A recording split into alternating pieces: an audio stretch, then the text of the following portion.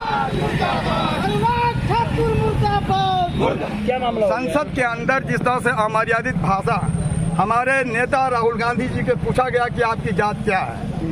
क्या सदन के अंदर हम उन दुखित पीड़ित अन्य जातियों के गणना के बारे में अगर हम चाहते हैं कि किसकी गणना होनी चाहिए, इसलिए कि ऐसे बहुत लोग हैं जो चाहे सवर्ण हो, चाहे वो किसी और जाति से हो, उनके जितने भी पैसे वाले लोग हैं, बड़े लोग हैं, उसका हर सुविधा का लाभ उठा रहे हैं। मध्य परिवार से नीचे के लोग आज भी परेशान हैं, उनके परिवारों में नौकरी नहीं है।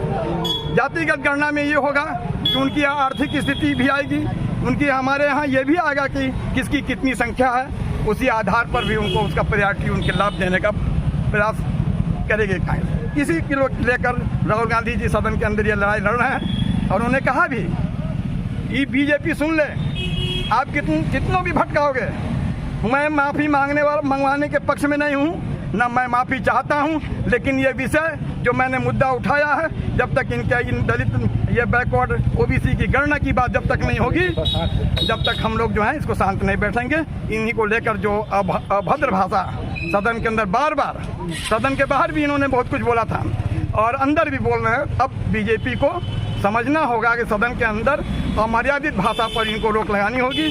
आपको जवाब देना, जो प्रश्न पूछा जाए उस पर जवाब दे, इसके लिए हम लोगों ने अनुराग ठाकुर का पुतला फूका है। क्योंकि ट्वीट मोदी जी ने भी किया था, इसलिए हम लोगों ने अपने उसमें नारों में भी उनको लिया गया, इसलिए कि एक पढ़ा लिखा देश का एक अच्छा प्रधानमंत्री जो कहा जाता है कि हम विश्व के में हम रिकॉर्ड बना रहे हैं, ऐसा व्यक्ति ट्वीट करके कहता है कि अनुराग राग ने ठीक लिखा है। ये बड़ा दुर्भाग्य है, शर्म की बात है। और ये सही साबित कर दिया कि हम चाय बेचने वाले हैं, पढ़े लिखे होते तो शायद ये मर्यादित भाषा नहीं बोलते।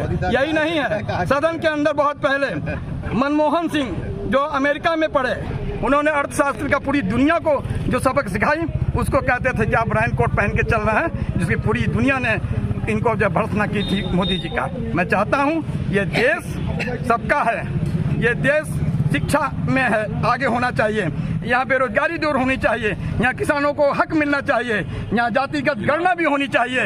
इसी पर हम लोग मुद्दा उठाते हैं। जय हिंद, जय भारत, जय कांग्रेस। संसद में संसदीय परंपराओं को धत्ता बताते हुए जिस तरीके से राहुल गांधी जी ने जब से देश में जातीय जनगणना, दलित, आदिवासियों और सामान्य वर्ग के भी गरीब लोगों की बात जब से राहुल गांधी जी संसद में कर रहे हैं, तब से कहीं न कहीं भारतीय जनता पार्टी और उनके लोग कांग्रेस के नेताओं के ऊपर गालियां दे रहे हैं, अनाप शनाप बोल रहे हैं।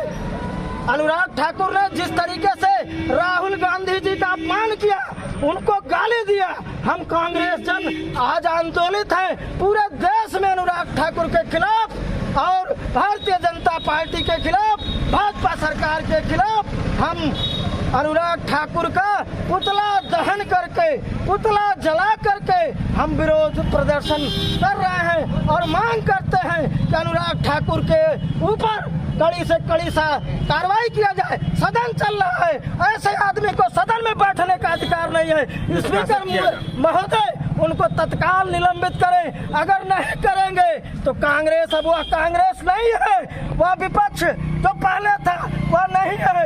इंडिया गठबंधन के नेतृत्व में हम लोग गांव-गांव तहसील जा करके नरेंद्र मोदी और इस संघी सरकार के खिलाफ, इस भाजपा सरकार के खिलाफ जो आम जनता के मूल मुद्दे हैं, महंगाई, बेरोजगारी, भ्रष्टाचार और दलित, अल्पसंख्यक, आदिवासियों के खिलाफ जो हमले हो रहे हैं, उनके खिलाफ अगर यह अपनी अनुराग ठाकुर मुर्दाबाद, मुर्दाबाद, मुर्दाबाद, अनुराग ठाकुर मुर्दाबाद, मुर्दाबाद।